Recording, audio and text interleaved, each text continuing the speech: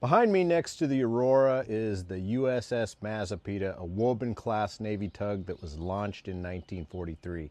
She was originally signed to the 3rd Naval District in New York City and later transferred in 1944 to the 12th District in San Francisco. During her service, she worked in various ports, including San Francisco, Guam, Japan, and the Philippines.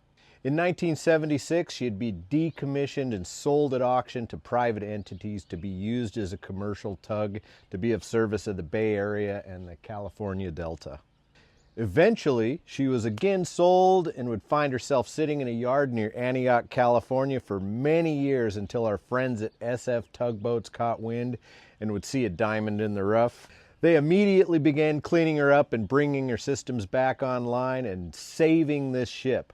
She would eventually sail back to the bay where she'd begin a new life in full operational service. Over her next year, she was extremely well cared for until her owners decided to put her up for sale once again. The new owners, however, would do this tugboat no favors.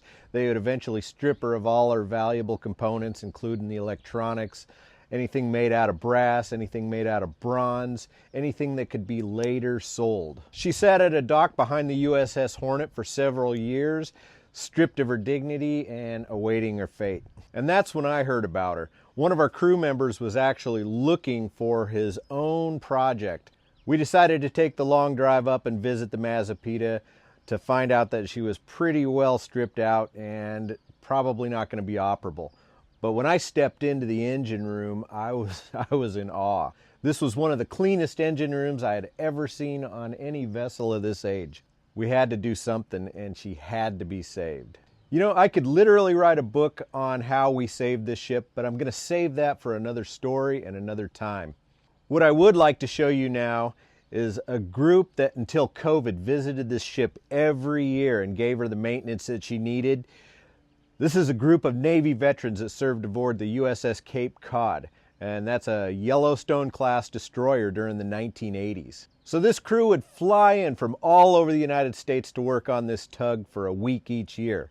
They'd bring friends that would help out and stay aboard for the entire week, and they shared memories and where their lives were at now.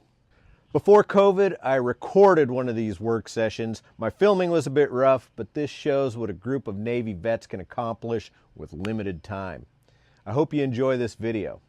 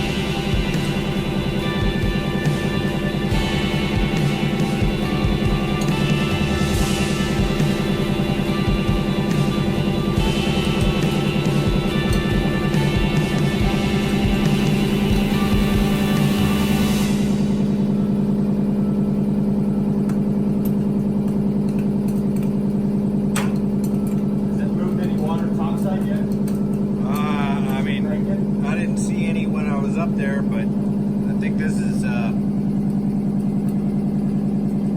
know, you tried to start it twice since then, so.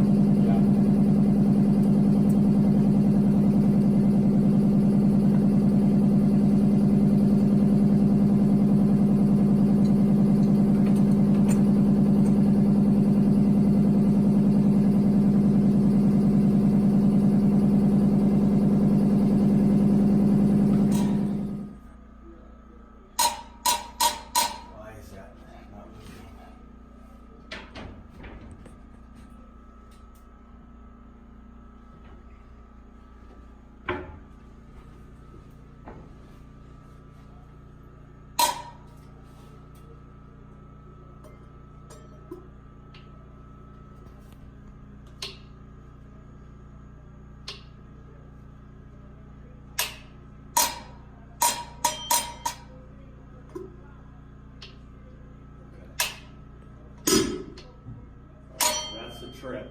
This thing runs away right here. If this runs away, see it's locked in? Yep. You just push that and that's going to kill the air. Okay? That's the air kill, and right here should be fuel. Yep. Well, what's the procedure for turning it off otherwise? That. What's that? This will be the normal shutdown right here. Pulling the black knob will be the normal shutdown? I'm pretty sure. If it's not the, if that's not it, and it's this.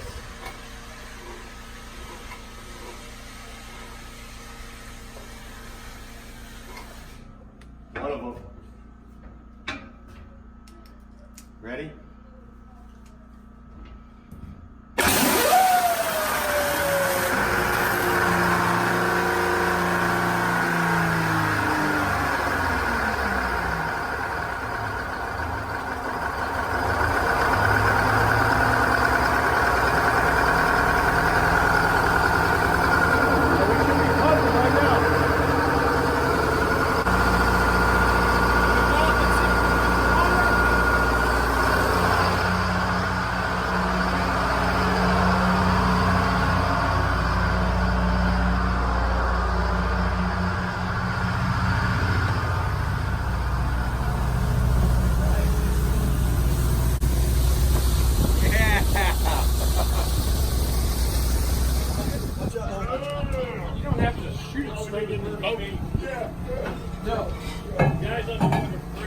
Right at you.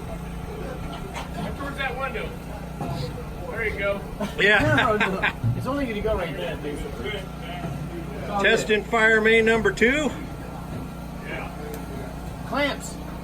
Clamps. Clamps. Go. Where's the dang clamps? Stand the clamp, man. Oh, clamps. Oh, you said, I thought you said clamp. No, I don't have cramps. I want clamps. They got clamps. Clamps. Got clamps. Clamp it, Jed. Would it? That angle? Yep, I think so. I want to go right there. Yeah. We're good.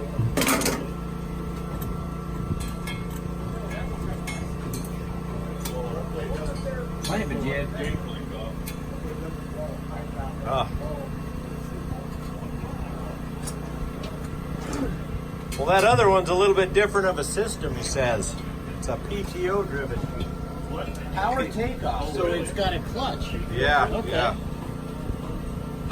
That's neat.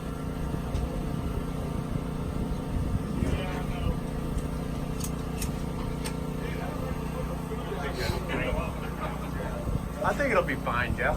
Going right to him. Dude, it doesn't go that high, Jeff. No. If it blows off, I'll go grab Maybe it. this one will go. This is the only isolation valve for this system. This is your sea chest for the port fire pump.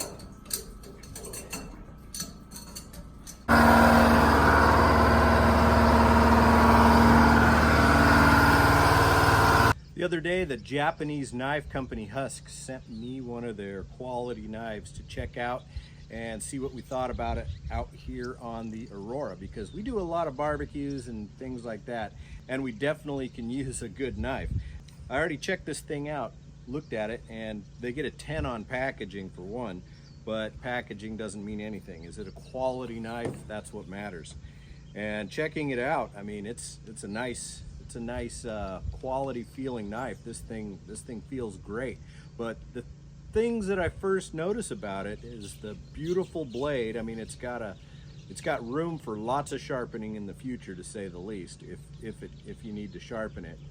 But it has a nice little hole right here for gripping to get your best control, and you have these little slots right here for grip for your thumb. So when you're cutting, you know, you can really put some torque into it if you have to, for, you know, deboning things and cutting, you know, cutting bones away. So I actually like this knife quite a bit so far, and I want to check out with their little envelope that they sent with this thing. Let's see how this thing cuts. So far, so good. It cuts this thing like butter. That is outstanding.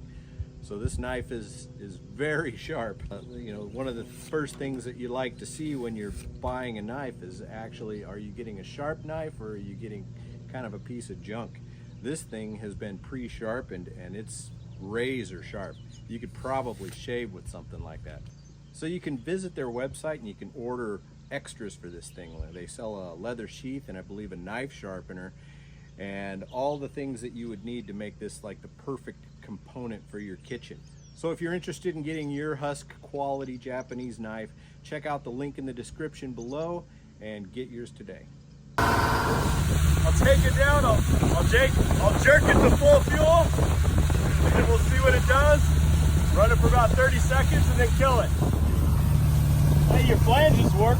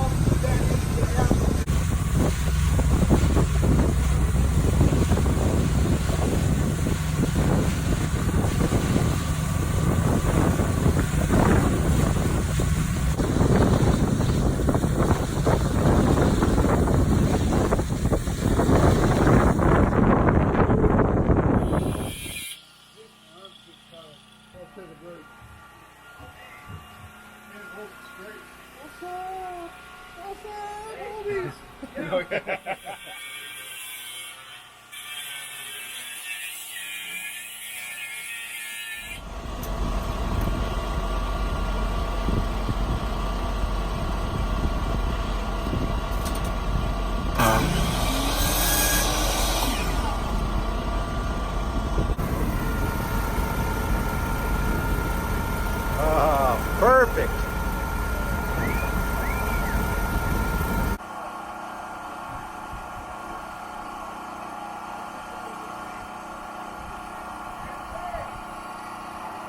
Alright, so the alignment, we're sucking from the port sump.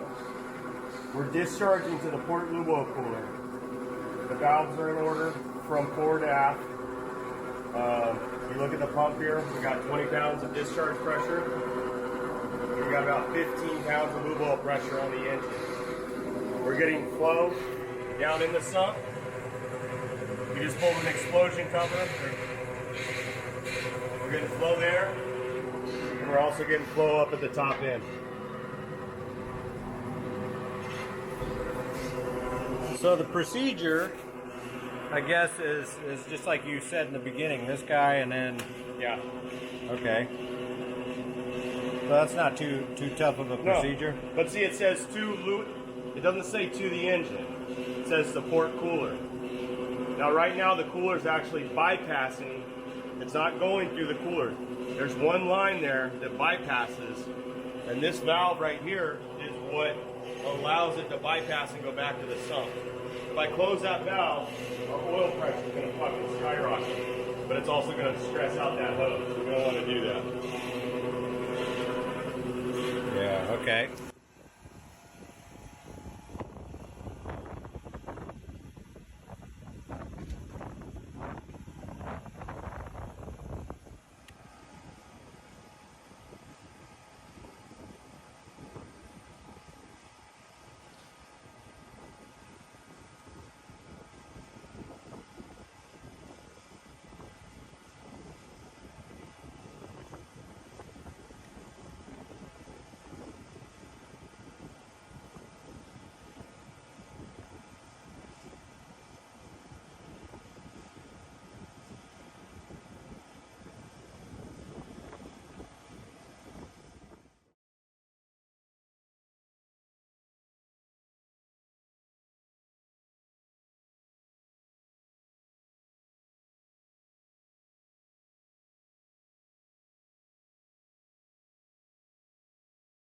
I hope you're enjoying watching our unique and sometimes a bit crazy project.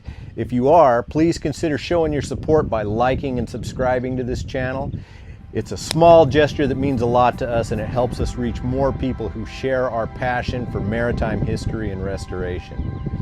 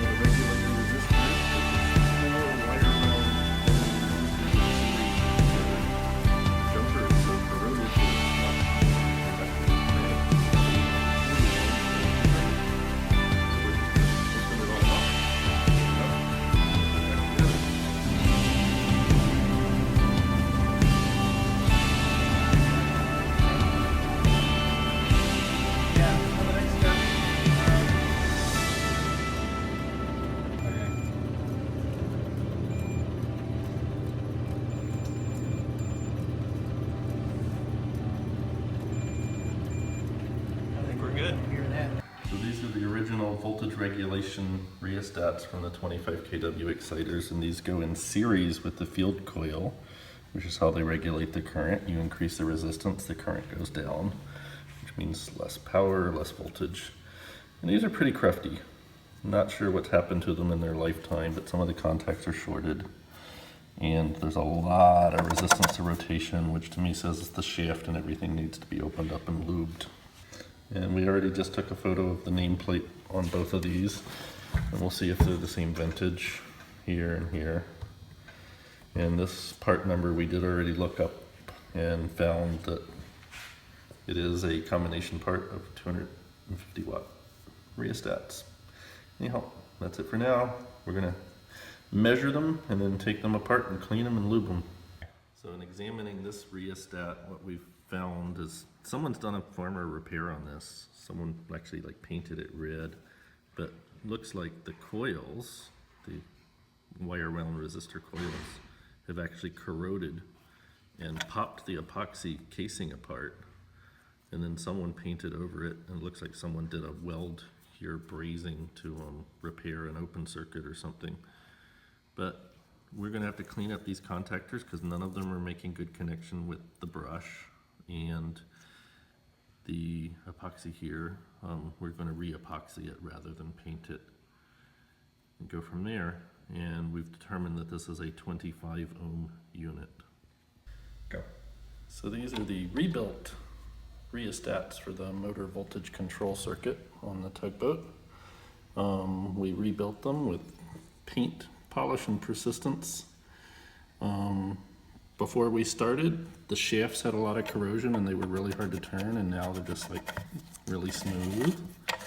And before, the readings were jumping all around as we went around the circle, and now the readings for resistance increase smoothly as we go all the way from clockwise to counterclockwise on both of these.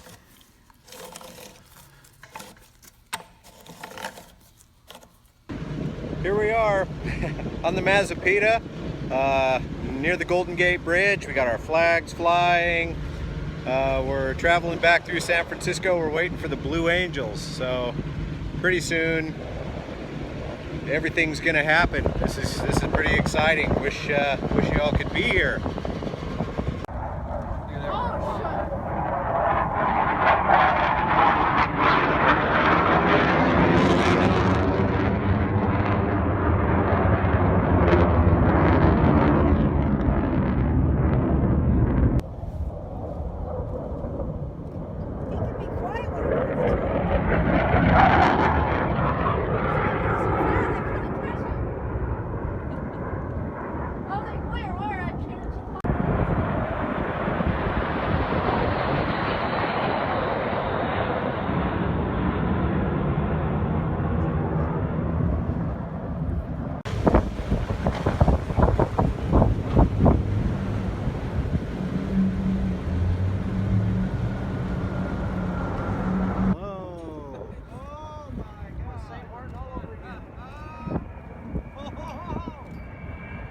tip those wings.